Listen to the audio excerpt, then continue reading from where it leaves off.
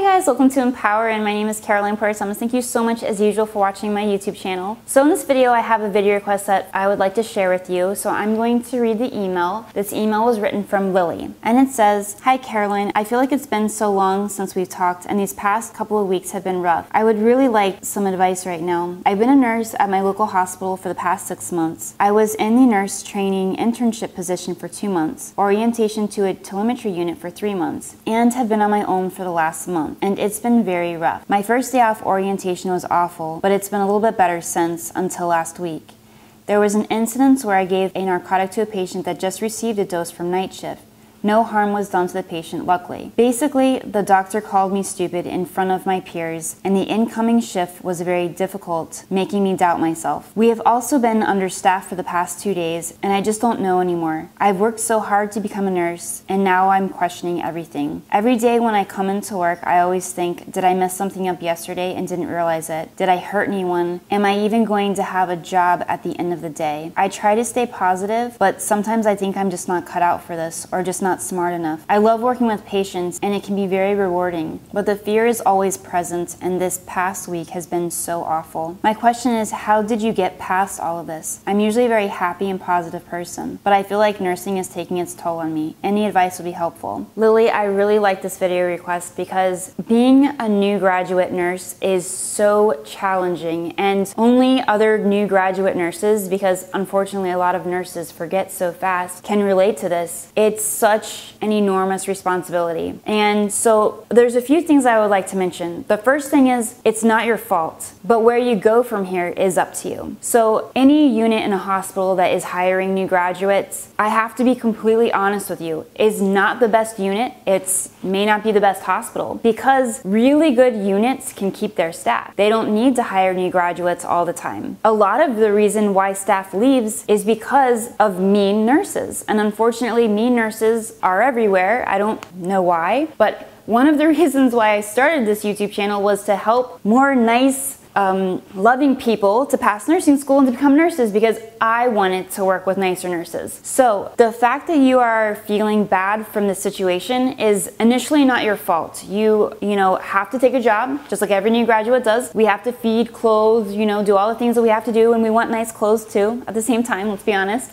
But we have to work, and so we have to take on this first job. And I wish the system was different, but it is kind of what it is. And like I said, the only people that are going to take on the responsibility of hiring a new graduate, which is extremely expensive, are the units that are not that great to work on. So you are working in suboptimal areas. It's a suboptimal position. Now, knowing that, we have to kind of accept that and say it's hard. What I did was I said, you know what? Life isn't perfect, but some people, go one way and other people go another way. And so how can I make sure that I grow from this experience and gain the most out of this experience? And let me tell you this, working on a telemetry floor anywhere is very hard, because in my opinion, a lot of times a doctor feels like they can just kind of slap a telemetry monitor on a patient and that's it. So we pretty much get a mix of everything. A lot of times we'll get patients that really need to be intermediate care or even ICU. So I also started off on a telemetry unit, and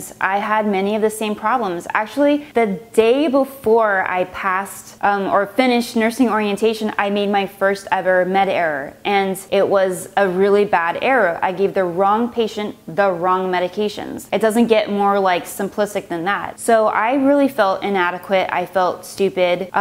Fortunately, some of the nurses were extremely supportive. The doctor wasn't. He was mad and yelling at me, and it is what it is. I really felt a lot of the feelings that you're feeling now, and the truth is that a lot of the fear is never going to go away. I do live with the fear every day, but I have a more, I think, healthy relationship with the fear. I try to use the fear to become alert. So I first try to look at the vital signs and labs. Am I missing anything? Then I look at the medications. Am I missing anything there? Is there any reason to be scared? So I just start, kind of looking through the chart and seeing if I catch everything. Another thing that I do to tackle the fear is I go in and talk to my patients. If I have a little bit of extra time, I know it's really hard, but what I try to do is I try to get my patient's story. So, I mean, I know if you're, like I had a patient that fell and broke her hip, you know, that's just a classic story, but I still like to ask them, so what happened, you know? And I try to ask in a playful way to where they kind of laugh and they, you know, say, oh, I was just having so much fun and I slipped and I fell, you know? So I always try to spend time with my patients, and by spending time with them, hopefully if there's parts of the story that are missing or something's not right with the patient's plan of care, then I can catch it. So I use the fear to try to do proactive things, like physical things, like making sure I'm doing everything right. So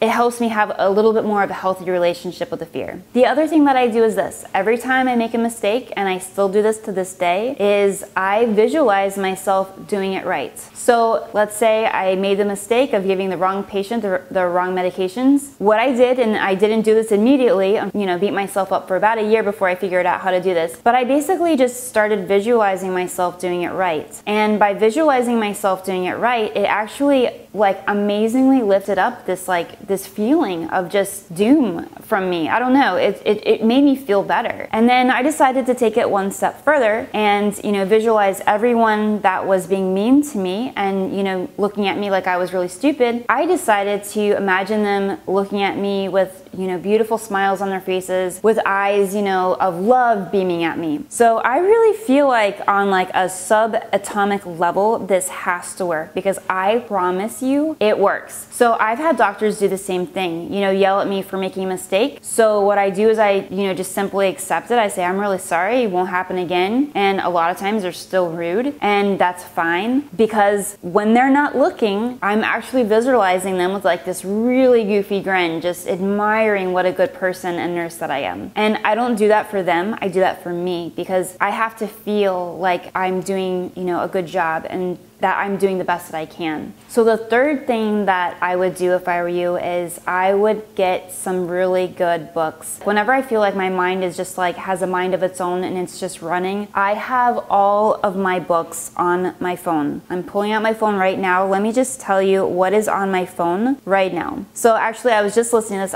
I kind of randomly like go from book to book, but I was just listening to this from Psycho-Cybernetics. Psycho-Cybernetics is awesome because it talks about the self-image and how we have control of our self-image because it's our image. And so if we can see ourselves as confident, successful, kind, compassionate, genuine, then we can become those things because we are transforming ourselves. We are creating ourselves at every second. So here's another book that I really like. I liked this book a lot, The Power of I Am by Joel Osteen. And he has a lot of books about affirmations and stating what you want. But this book was really powerful because I literally did start saying a lot of the I ams. Like I am happy, I am successful, I am calm, I am peaceful, I am, you know, all these good things.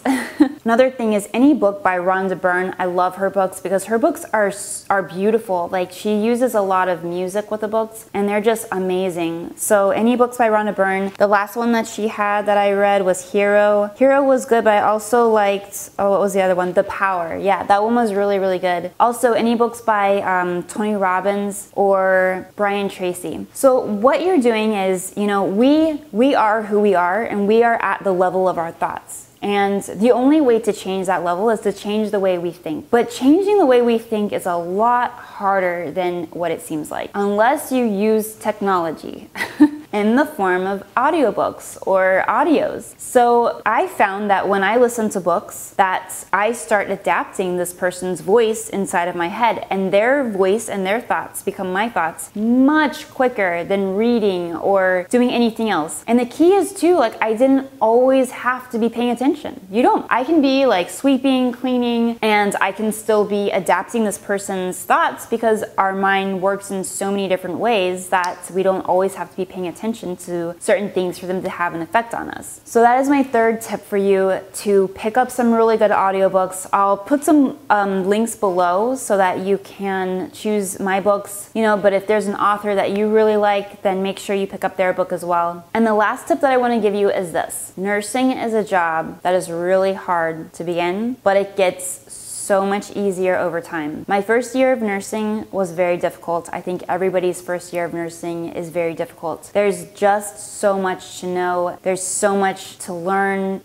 You know, when you first start out the job, they're already putting new responsibilities on it and you haven't really figured out what the old responsibilities were. It's a really, really challenging job. So I will say this though, thankfully there was a nurse that I worked with that had been a nurse for 30 years and she said this to me and I really kept it to heart. And that is that we do the same things over and over. We see the same medications over and over, the same orders over and over. And after a while, all of these new things becomes less and less. And therefore, your job gets much better because you're more comfortable with, you know, that doctor's orders or this medication or this procedure. It gets so much better as time goes on. I've been a nurse for 8 years. I enjoy my job so much more than I did when I first started. Because when I first started, I had the same feeling too. I don't know if I'm cut out for this. I don't know if I can do this. And, you know, just sticking with it and, you know, knowing that it does get much better helped me, you know, stay